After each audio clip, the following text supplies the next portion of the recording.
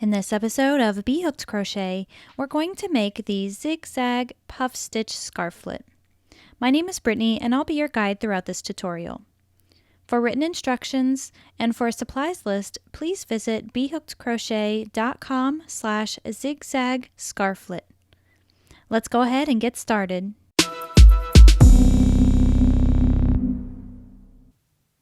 We're going to begin our scarves by first creating a slip knot. And we want to create 21 chains, but before we start on that, I want to give you a little tip. When working the zigzag puff stitch, you want to have a very loose foundation chain, and that's just because the puff stitches are very wide. And if you have a tight foundation chain, then you're going to have a slightly uneven edge down at the bottom. So the foundation chain is going to pull the scarf together, and so it's going to be shorter than the rest. So what I'm going to do is just leave a little bit of space in between my slip knot and my hook. And as I work my stitches, I'm just going to crochet more loosely than I normally would.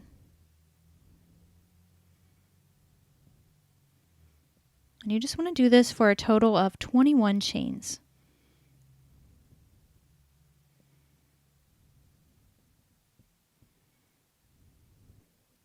Once you have your foundation chain, we're going to jump back to the fourth chain from the hook. So we'll just count 1, 2, 3, and 4.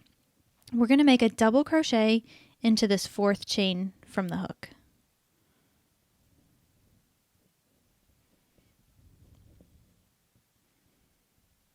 Now, in order to make our puff stitches sit slanted rather than up and down like they normally do, we're going to be working them in a skipped stitch.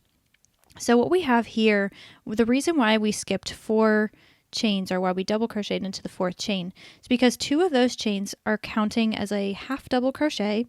One of them is a skipped chain, and then of course that fourth one is where we place the double crochet. So we want to put our focus on the skipped chain. So technically that is the third chain from the hook, or the one that's just right next to this double crochet. That's where we're going to make our first puff stitch.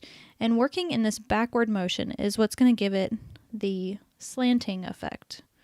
So I'm just going to insert my hook into that chain, come straight out the back, then grab that working yarn and pull up.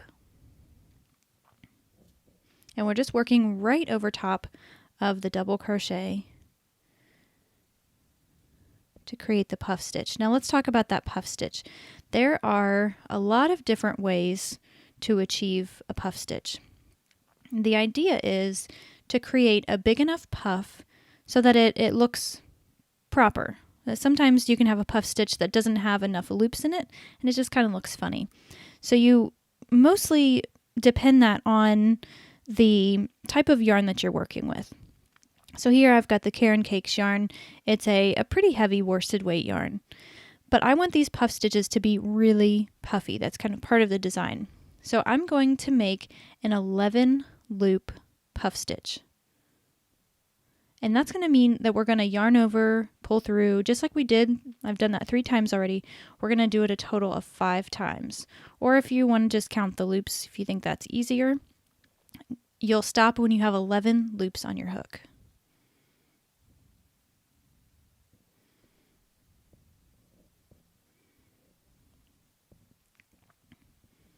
Now once you have those 11 loops on your hook, you'll yarn over and pull through all of them. Then you'll chain 1 to finish off the stitch. Now if you can get through this foundation chain, this is going to be the most difficult row of the entire pattern, and not just because we're working these puff stitches into the chain.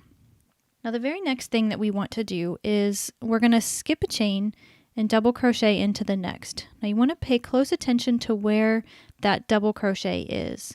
You don't want to use that as your skipped chain. It's really easy to do that.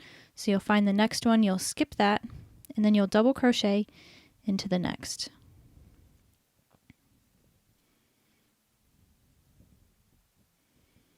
And then you'll go back to that skipped chain and you're going to work your puff stitch there. So yarn over first insert your hook into the skipped chain, and then finish your puff stitch.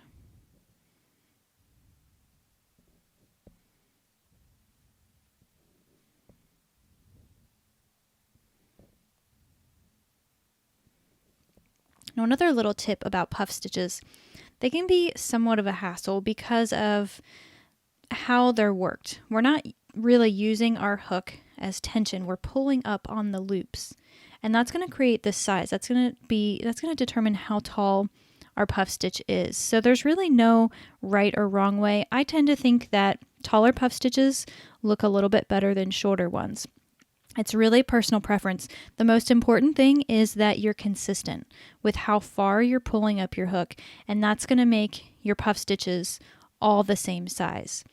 Now, with that being said, because there is that variability in these stitches, that means there's going to be variability in pattern. So if you're following this pattern, your measurements might be a little bit different than mine. Or if you're following another pattern with a puff stitch, you might find that your measurements are different too. And that's just because your puff stitches are a different size than the designer's. So just keep that in mind. For this pattern, the sizing, the gauge, it's really not that important. So the most important part of this design is really just the look of it.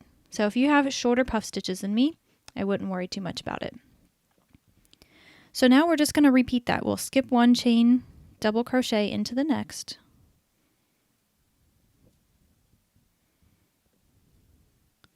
And work a puff stitch into our skipped chain.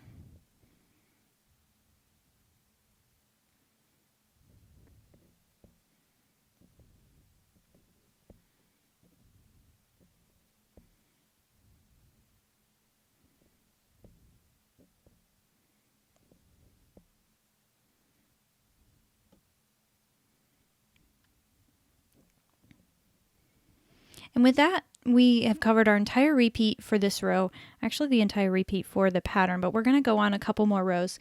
What I need for you to do at this point is just finish up your foundation row, working in the same pattern where we skip a chain, double crochet, and then work the puff stitch in the skipped chain. Once you've finished your last set where you have your double and your puff, you should end up with one chain remaining at the end, and that's because we need to duplicate what we have on the other side. I mentioned that 2 of those chains counted as a half double crochet. So that means we're going to have a half double crochet on the side of each one of our rows. And that's just going to help to finish things off. If we were to stop here, we have this puff stitch. It's just a little less neat. It's a little more, it's more messy this way. So what we're going to do is make a half double crochet into our last chain. And that's going to finish off row 1. Now we're going to move on to row 2, but just keep in mind that this is just a simple 1 row pattern repeat. We're going to begin this row and every other row by chaining 2, and then turn your work.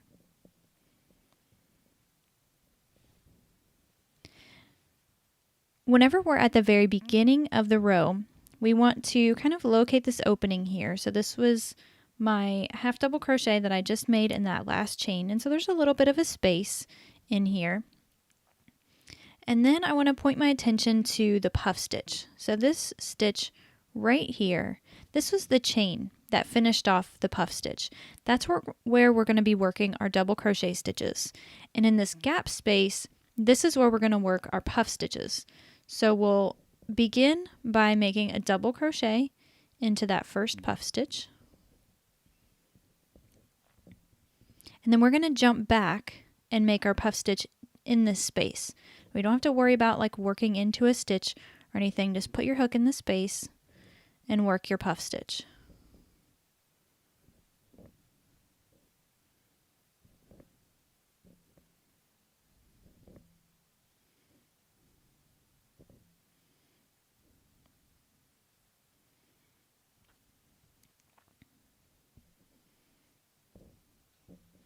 Now we're going to locate the next puff stitch, and we want to find that little chain that finished it off. That's where we're going to work our next double crochet.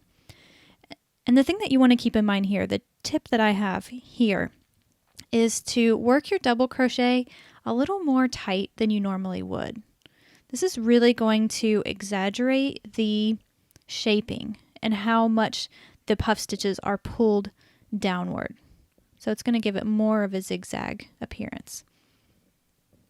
And then you'll just work your puff stitch in the space there in between them.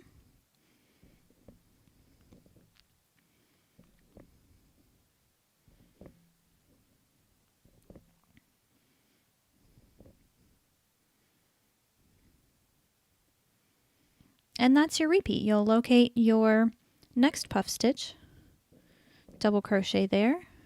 Again, I'm doing so pretty tight, and then work the puff stitch in between. And so you're just going to repeat that until you reach the end of this row.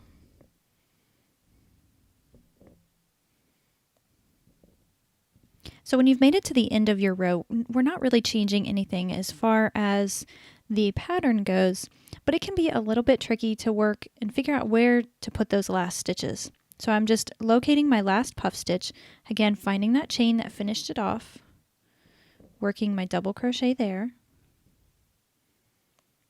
and then working the puff stitch behind.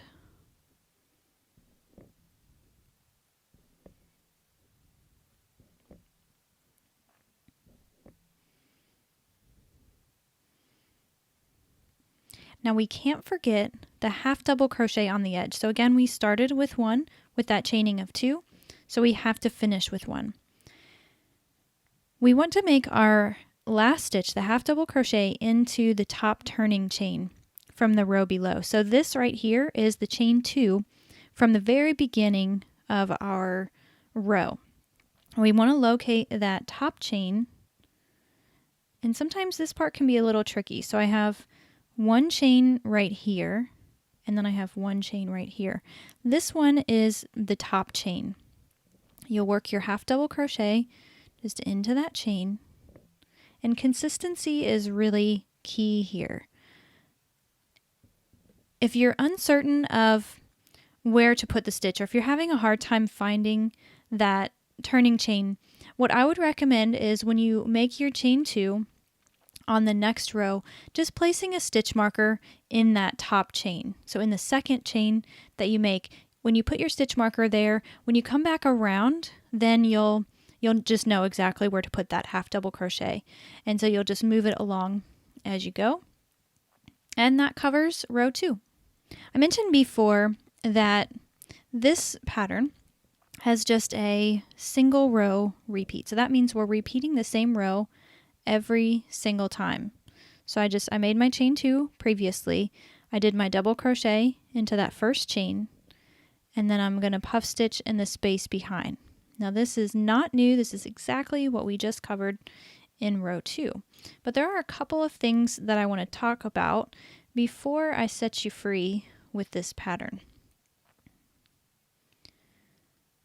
This particular pattern calls for just one Caron cake yarn, just one cake. So that's what I have here. I'm working with this bumbleberry, I believe is what it's called, and I'm going to work just the Scarflette size, and you can find those measurements at the link in the description below. Just click on that link. You'll find the written instructions and all of the other details relating to this pattern. But what if you wanted to make a longer scarf? And that is absolutely possible. It's super easy. It doesn't require any kind of calculating. The only skill that it's going to require is that you can change to the next ball of yarn. So what I'm going to do is I'm going to work up a few rows, and then I'm going to demonstrate how to add on a second cake. So just how you would go about transitioning to that second ball of yarn if that's what you want to do. If you want to have a full length scarf, you will need 2 Caron cakes. So what I've done here is I've just worked up a few more rows, and now I have reached the end of my cake.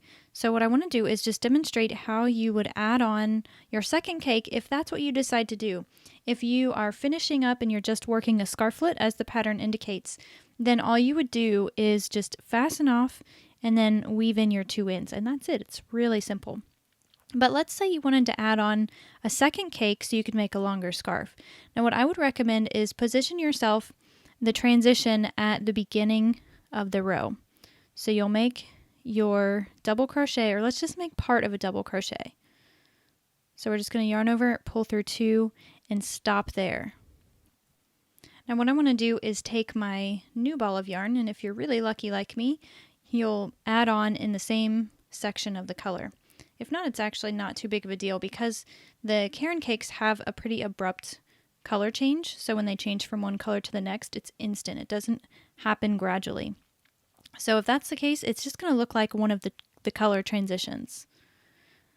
So you'll create your slip knot, place that loop on your hook, and then pull through those remaining 2 loops.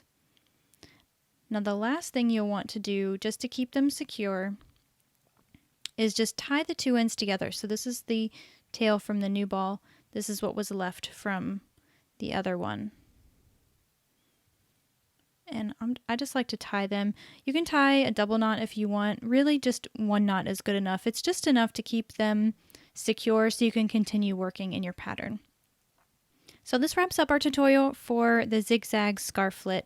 At this point you have all of the information that you need to finish working your scarf, whether you're working with the shorter size or if you are making a full-size scarf.